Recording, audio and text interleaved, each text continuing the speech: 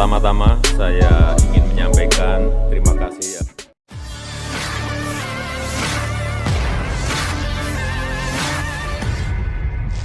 Perusahaan nuklir milik negara Rusia, Rosatom, siap untuk menyediakan pembangkit listrik tenaga nuklir atau PLTN terapung untuk Indonesia. Hal itu dikatakan oleh Wakil CEO pertama Rosatom, Kirill Komarov, di forum Atomexpo 2022 pada Selasa 22 November 2022. Indonesia sudah memiliki pembangkit listrik terapung yang beroperasi. Anjungan terapung ini menggunakan batu bara atau gas alam untuk menghasilkan listrik. Ini bisa menjadi sumber tenaga listrik yang baik, tetapi ada kelebihan dan kekurangannya karena batu bara dan gas tidak bisa dipandang sebagai sumber energi hijau murni, ucap dia.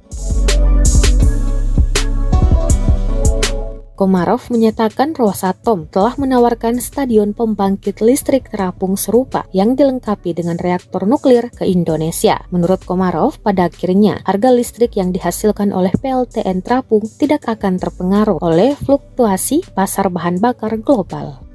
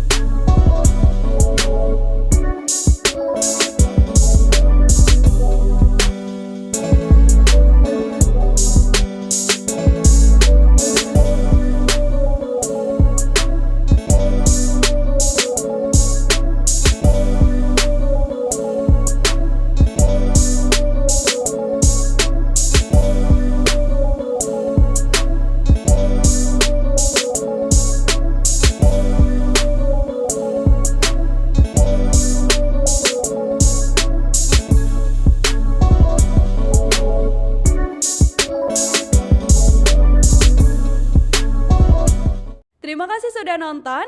Jangan lupa like, subscribe, dan share ya.